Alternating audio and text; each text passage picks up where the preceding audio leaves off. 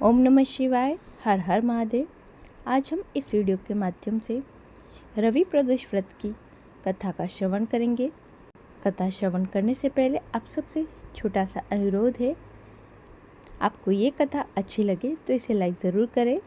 जब प्रदोष तिथि किसी वार को पड़ती है तो प्रदोष तिथि को उस नाम से जाना जाता है। अगर सोमवार को प्रदोष व्रत पड़ रहा है तो उसे सोम प्रदोष के नाम से जाना जाता है, और वहीं रविवार के दिन पड़ने वाला प्रदोष रवि प्रदोष व्रत कहलाता है। रवि प्रदोष व्रत की कथा सुनने और पढ़ने से जीवन के सारे कष्ट दूर होते हैं और भगवान शिव की असीम कृपा प्राप्त होती है। त्रयोदशी तिथि के दिन जो वार पड़ता है उसी दिन त्रयोदशी प्रदोष व्रत करना चाहिए और उसी दिन की कथा पढ़नी और सुननी चाहिए। रवि, सोम और शनि प्रदोष व्रत की कथा को अवश्य श्रवण करना चाहिए। आप इन कथाओं का श्रवण हमारे चैनल पर कर सकते हैं। रवि प्रदोष व्रत का महात्म्य।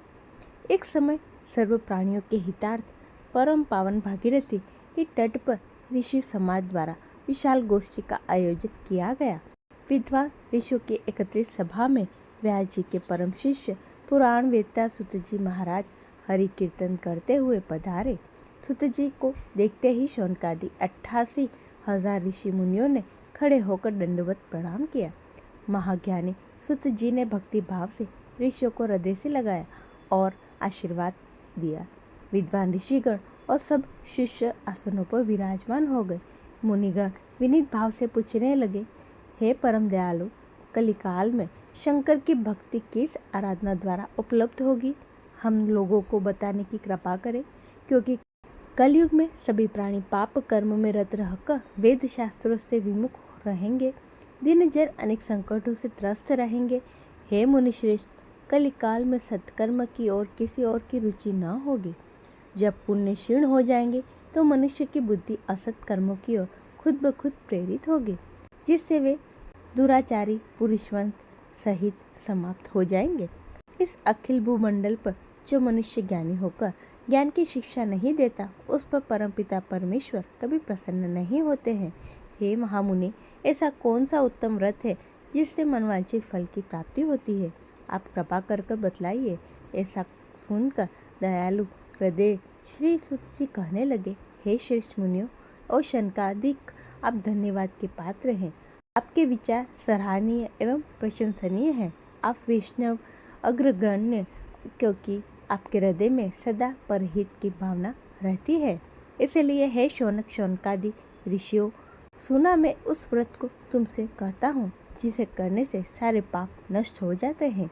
धन वृद्धि कारक, दुख विनाशक, सुख प्राप्त करने वाला, संतान देने वाला, मनोवांछित इच्छा प्राप्त करने वाला यह व्रत तुमको सुनाता हूँ, जो किसी समय भगवान शंकर ने सती जी को सुनाया था, और उनसे प्राप्त यह परम श्रेष्ठ उपदेश मेरे पूज्य गुरु जी ने मुझे सुनाया था, जिसे आपको समय पाकर शुभ बेला में मैं सुनाता हूँ। बोलो उमापति महादेव की जय। सूत जी कहने लगे कि आयु वृद्धि स्वास्थ्य लाभ हेतु त्रयोदशी का व्रत करे। इसकी विधि इस प्रकार है कि प्रातः स्नान कर निराहार रहकर शिव ध्यान में मग्न हो। शिव मंदिर में जाकर शंकर की पूजा करे। पूजा के पश्चात अर्धपुण्य त्रिगुण का तिलक धारण कर बेलपत्र चढ़ावे। धूप दीप अक्षत से पूजा करे। ऋतुफल चढ़ावे। ओम नमः शिवाय मंत्र का रुद्राक्ष की माला से जप करे।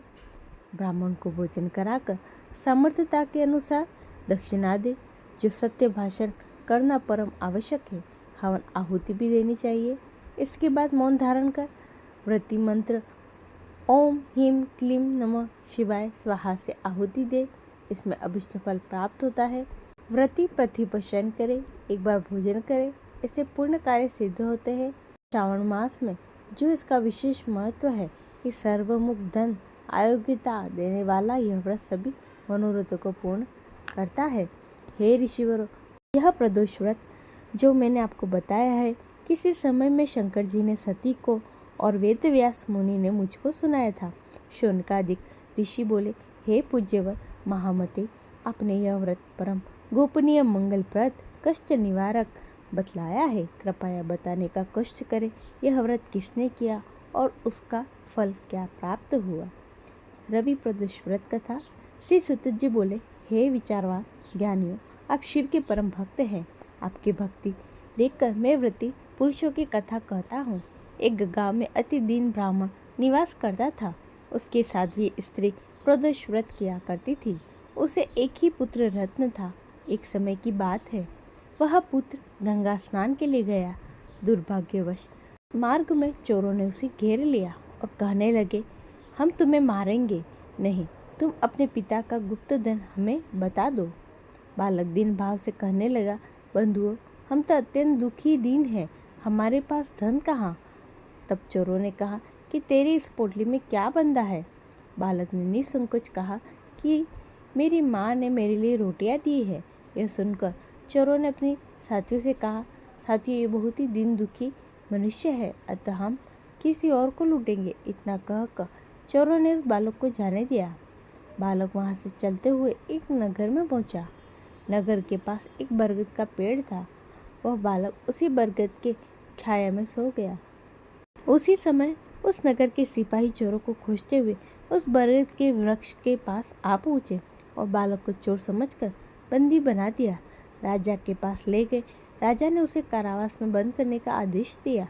उधर बालक की माँ भगवान शंकर जी का प्रदोष व्रत कर रही थी। उसी रात राजा को सपने में आया कि वह बालक चोर नहीं है।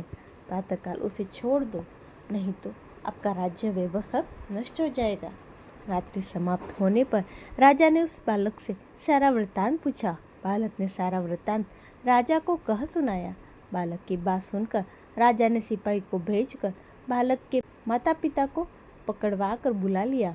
राजा ने जब उन्हें भयभीत देखा तो कहा कि तुम भय मत करो, तुम्हारा बालक निर्दोष है। हम तुम्हारी दरिद्रता देखकर 5-5 गांव तुमको दान में देते हैं। शिव की दया से ब्राह्मण परिवार अब आनंद में रहने लगा। इस प्रकार जो कोई इस व्रत को करता है उसे आनंद प्राप्त होता है। हे भोलेनाथ, जैसी कृपा आपने ब्राह्मण परिवार पे की, वैसे ही कृपा व्रत करने वाले, कथा सुनने वाले और कथा पढ़ने वाले पे करना। सबकी मनोवांछित इच्छाएं पूर्ण करना। बोलिए उमापति महादेव की जय। ये थी आज की रवि प्रदोष व्रत कथा। आशा करती हूँ आपको अच्छी लगी होगी। कथा पसंद आई है तो इसे लाइक ज़रूर करें और कमेंट में ओम नमः शिवाय लिखना ना भूलें। सभी भक्तों को प्रेम भरा राधे राधे।